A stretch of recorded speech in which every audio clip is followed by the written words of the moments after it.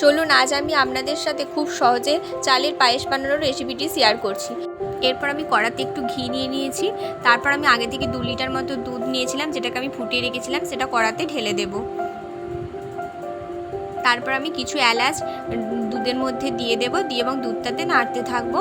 তারপর কিছুক্ষণ দুধটাকে ফোটাতে থাকবো।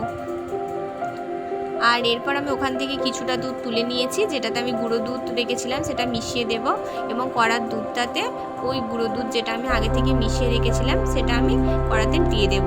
তারপর আমি আবার ফোটাতে থাকবো এবং আমি এখানে নিয়ে নিয়েছি 1 লিটার দুধের জন্য 50 গ্রাম বাসমতি চাল, যেটা আমি আগে থেকে ধুয়ে রেখেছিলাম, সেটা আমি এখন দুধের মধ্যে দিয়ে দিয়েছি। এরপর চালটাকে 90% মতো সেদ্ধ হওয়া পর্যন্ত অপেক্ষা করব। এখানে আমি গুড়ের বাতাসা ইউজ করব, আর আপনারা চাইলে চিনিও ইউজ করতে পারেন কালারের জন্য। তো আমি এখানে গুড়ের বাতাসাটা এখন দিয়ে দিলাম। এরপর আমি কাজু কিশমিশ দিয়ে দিয়েছি। দেখুন আমার মোটামুটি পায়েস তৈরি। এরপর আমি বাটিতে ঢেলে নিয়েছি। আপনারা দেখতেই পাচ্ছেন যে কতটা সুন্দর দেখতে লাগছে।